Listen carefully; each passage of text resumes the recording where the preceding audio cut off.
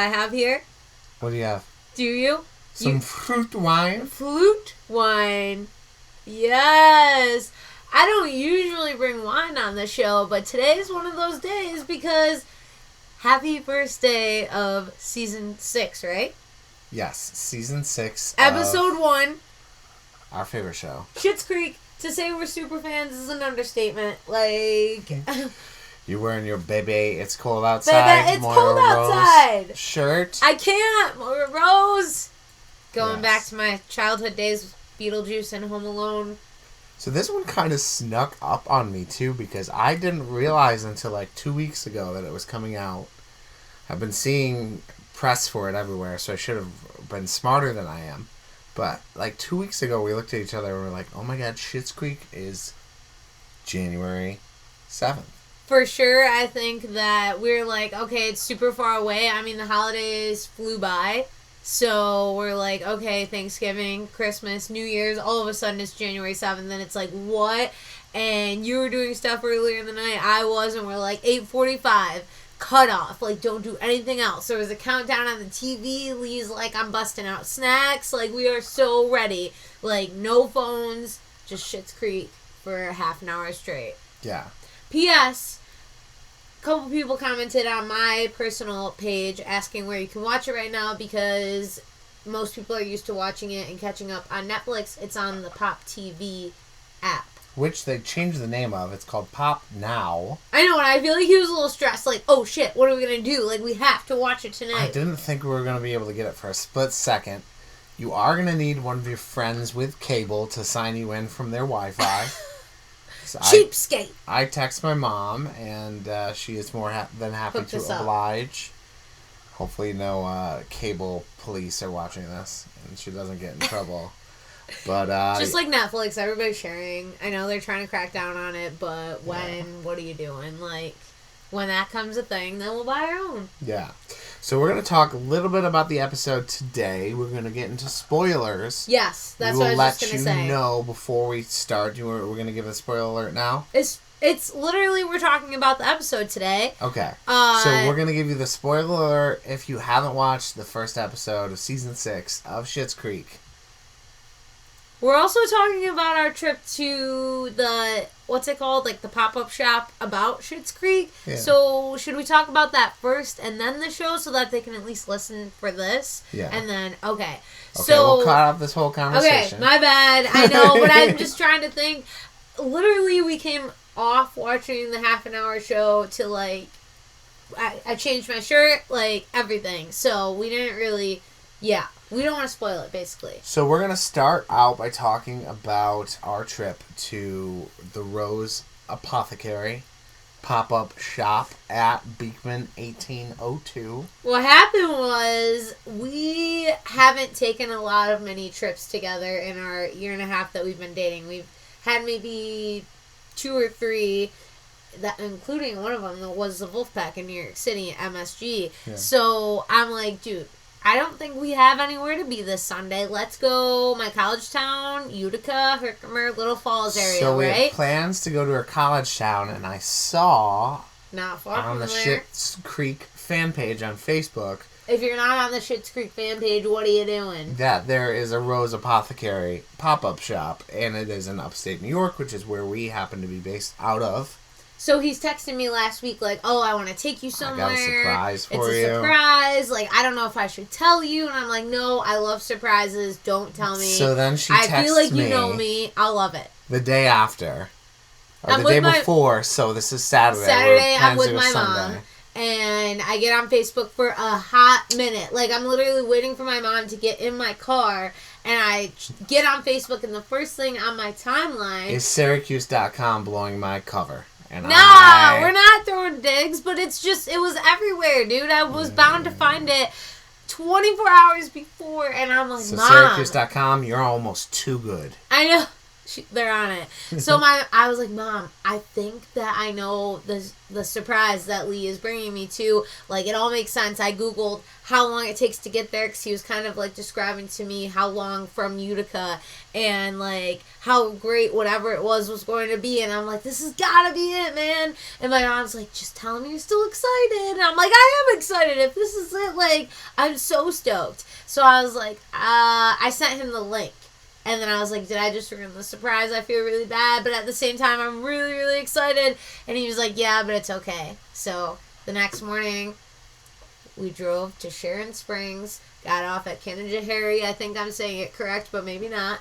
And we pulled up. And I told him on the way, I'm like, dude, you think there's going to be mad people there or what? And he's like, nah, there wasn't even a place to park. There was a lot of people there. For the size of the place it was. It's a very small, like, quaint shop that is really cool.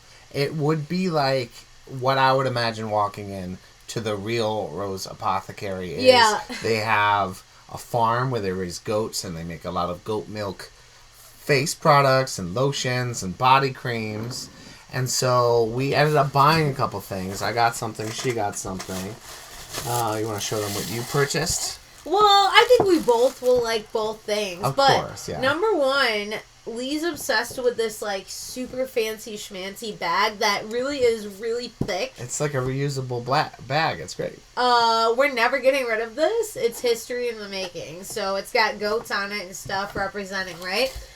We got... So shout out to Beekman 1802 for being cool and doing this little pop-up. By the way, it's not far from Omegang Brewery, so, sorry, I'm really getting ahead of myself. But in February, they're going to have merch, right?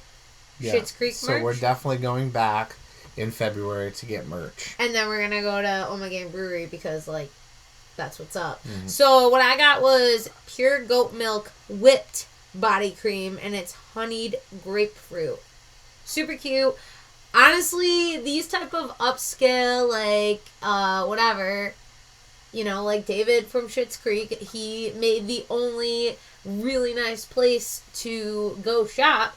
Of course, they're a little pricey, but this was, I don't know, like $12, I think. Yeah. It was. There's definitely like, a price you pay if it's under $20, for, I'll take it. You know, farm, local, it's quality whipped. Products. So. Like, oh my god. Stop. Like, I think I did say something smelled better than sex there. I think it was like... honeyed apricot or something. That's what I wanted. They had all kinds of soaps, and it was chapsticks. Really cool. If you're looking to go just to take a selfie, get the chapstick. I think that was like $8. Call it a day. Yeah. Say you went there. It was fun, and I'm excited to see what kind of products they have that are branded Rose Apothecary when we go back. This, speaking of Omegang being their neighbor, is a Omegang Hennepin, which is one of my favorite beers from Omegang, one of my favorite breweries. Beer jelly. So we were both a little bit nervous, like, beer, like, how strong of a taste of beer? Like, do you feel like you're going to taste like you're chugging beer and getting wasted off your ass? It does, at first, give you the, like, jelly taste, whatever, it's sweeter, and then at the end, you get a little hint of beer, but not too much, where you're like, ew, I would never put this on any toast in my life. It's very good. Really excited to put out a charcuterie plate. I'm sorry? A charcuterie plate. Are you saying that right? Charcuterie? What is that? It's like a meat plate. It's like a fancy... What they have at wineries? Fancy cheese and cracker plate. Yeah. Yeah. Yeah, they have those at wineries. So I think there's some olives on there. We're going to have the UFC fight in a couple weeks. We'll get some nice bruschetta. Oh, okay. Okay. Some mozzarella. Some mozzarella. Okay, give it to me. I'm stoked. So maybe some capicola. Some calamar. Alright, so this is what we got. 2 baby things. I think we spent like $22. Obviously, looking at these 2 small things, it's like, what? But we went to the Schitt's Creek pop-up store. That's all that matters. And we were already driving like 20 minutes from there anyways. So, which of course we'd go. Doesn't matter. So, that's me posing in front of the Rose Apothecary pop-up shop. And honestly, it was beautiful in there. And I think I was a little bit worried that the girl was going to be annoyed, but she was, like, soaking it all in. She's like, I hope that, like, David shows up here and stuff. They're so super friendly. Yeah. Yeah. They had cookbooks. They had a bunch of cheese products and stuff. It was very cool. I would recommend it. For sure. I was definitely just expecting, like, lotions and stuff, but they did have some food stuff. And you could try it before you bought it. That's the only reason we're like, all right, let's do this. So we're going to put some pictures and a time-lapse of our little journey to the Rose Apothecary at the end of the episode. But now it is time... Spoiler. ...to get down to brass tacks. I'm dropping the spoiler axe. If you're drunk off your flute wine and you don't hear us say spoiler, not my fault. We're about to talk about the episode. I'm so excited. In great detail. So 1, 2, 3... If you're watching this still and you want to be spoiled. We took notes in detail. So the first act, we find Miss Moira in the closet. Patrick and David are planning to go to their wedding venue. Johnny cancels. He has to look after Moira. Moira's always a hot mess when she's going through stress. But it's hilarious. It is. Like, I feel for her. And everybody deals with stress differently, so... And the high of filming that Crows movie really had her buzzing. And she had a big fall. I can't with the Crows movie. So, she's in the closet, and she's, like, screaming stuff, and they open it up. She's...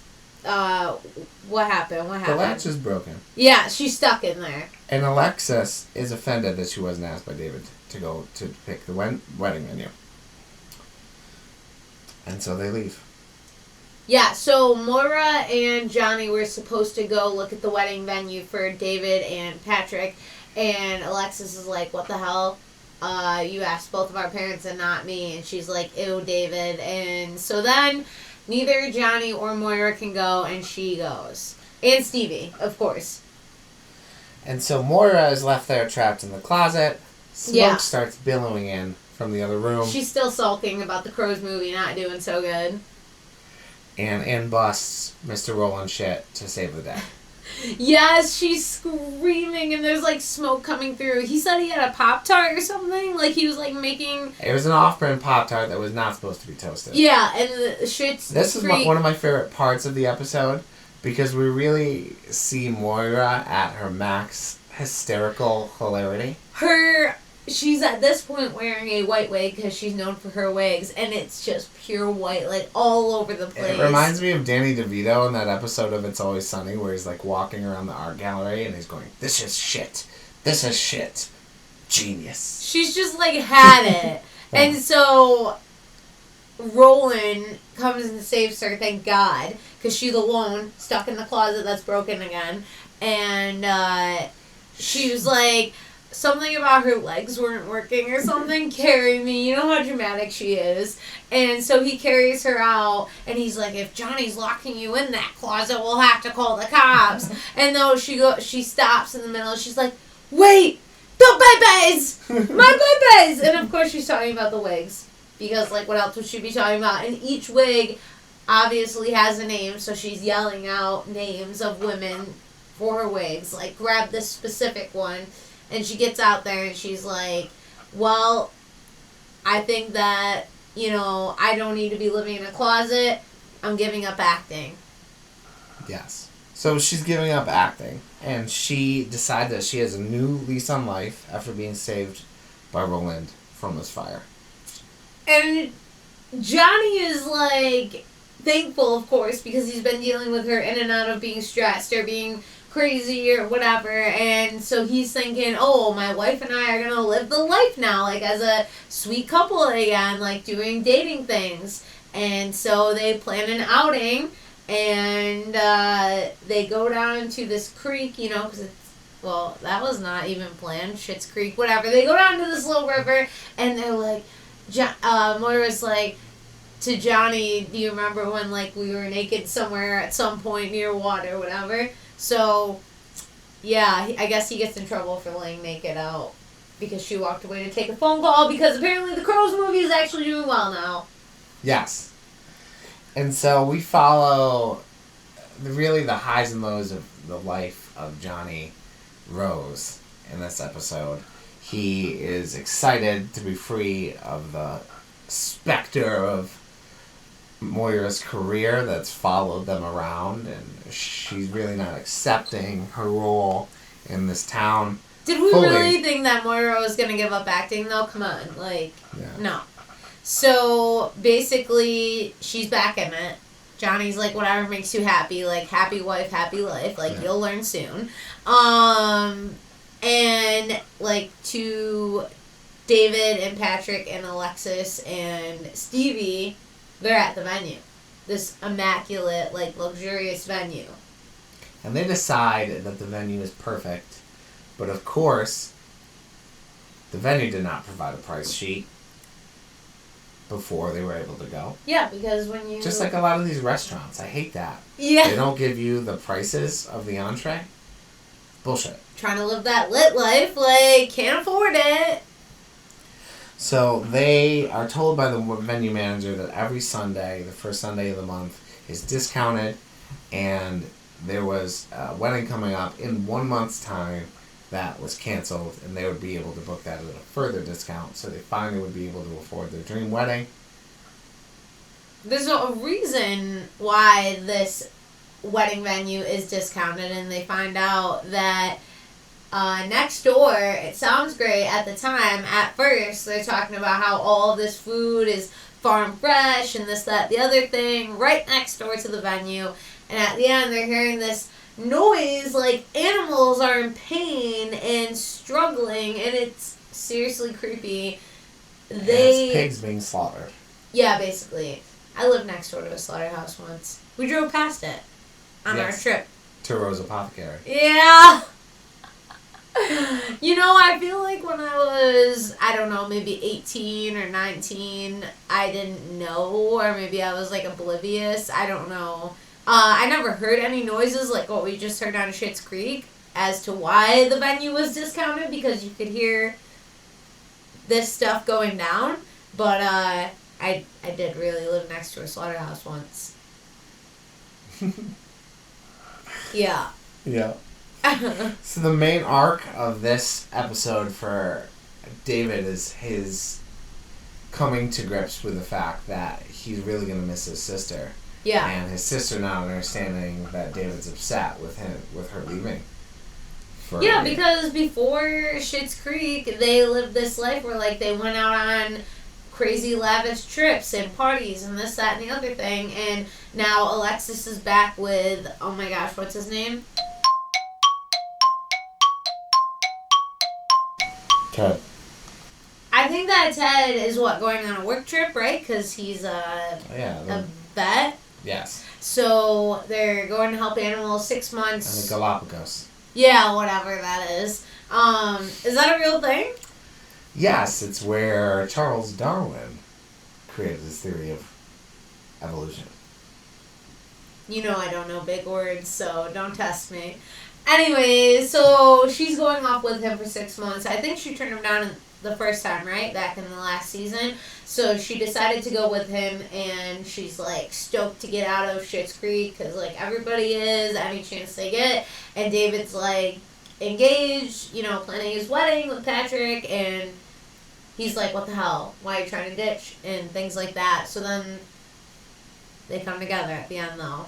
Yeah, I think this is, like, the closest that we've ever seen Alexis and David. And it's really, like, cute to see them, like, lure each other. Like, bond as sister and brother for once, instead of being like, ew, David, and, like, what does David do to her? Just be like, you know, he's off doing his own thing all the time, so.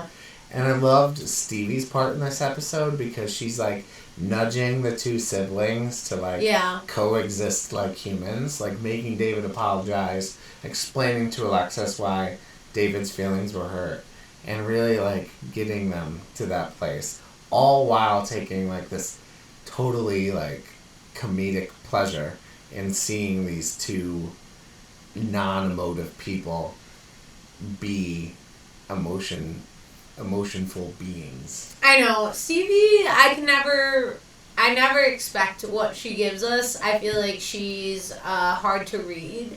Like, she's, like, sometimes, like, feeling the, like, sweetness, and then other times she's, like, I don't know, like, bitter. I don't really know where she came from. Like, her, her upbringing, like, definitely has shaped her into being, like, totally odd. Yeah. But we like her for that, so we expect her to, like, throw in weird stuff. For sure. Is there anything else that we missed? I think this episode was pretty much setting up everything for the season to start. Which is super sad because we're thinking about the fact that there's not much left. Yeah. There wasn't overly funny, but the bits that were hilarious. I was excited to have it back. We are finding our characters really in a good place for the first time. Dude. Everyone's in a good place. Nobody's having any problems yet. But I have a feeling that might change soon, and I'm excited to see what shenanigans our friends in Schitt's Creek are going to get into. I don't know if this has been like this, because I feel like the last season came out in the beginning of last year, too. God, have we waited that long? Yeah. Have we been together that long? Yeah. Holy shit.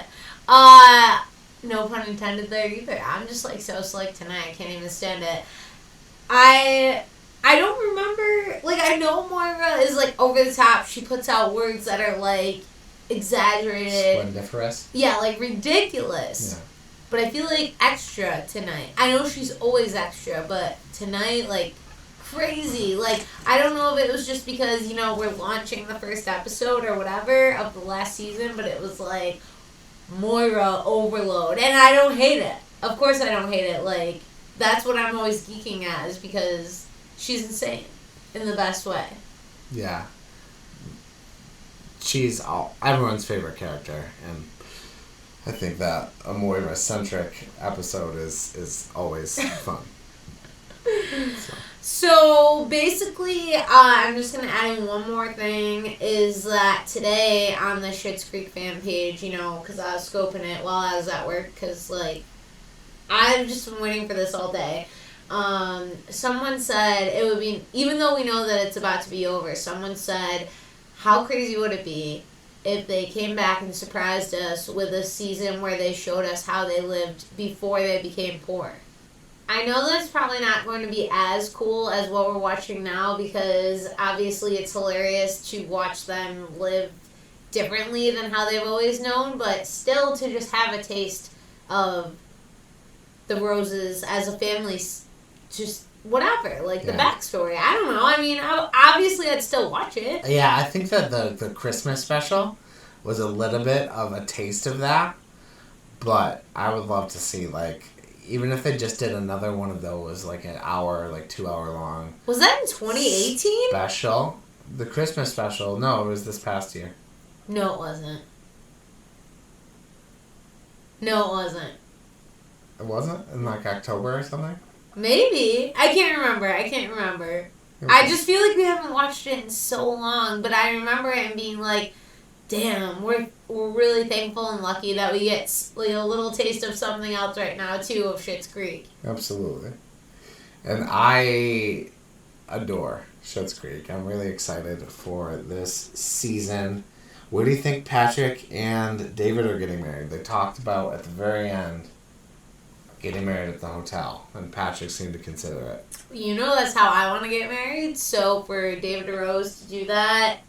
In his new adopted backyard of the Rosebud Motel. I think that he'll give in, because Patrick is always like this down-to-earth, like, brings David from his luxurious life to, like, it's okay as long as we're together type of thing, or, like, things are actually better than what you think. So I think that he'll go for it, and I think he'll make something out of it. And that's how I want to get married and have a reception, is like just a big, like, open field with, like, a tent and like string lights and pasta salad, and just, like, anybody can make it pretty. That's David Rose. I know. So I think that they'll make it happen. We will see in the coming episodes. This has been a fun one. What else? You got anything? I think that's it. Schitt's Creek, Season 6, Episode 1, our trip to the pop-up shop in Sharon Springs, New York. Not much further from Utica, Little Falls, Herkimer, about 20 minutes. It's Canterbury exit on the thruway if you're from New York.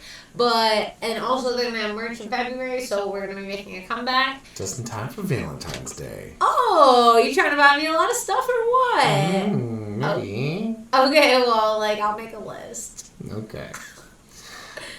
Alright, well, it has been fun. I hope that we didn't spoil your Schitt's Creek first episode of the last season, but, we warned you. And even if we did, watch it. You'll still have fun. It's been real. Keeping it interesting with Lee and Z, Schitt's Creek. Peace!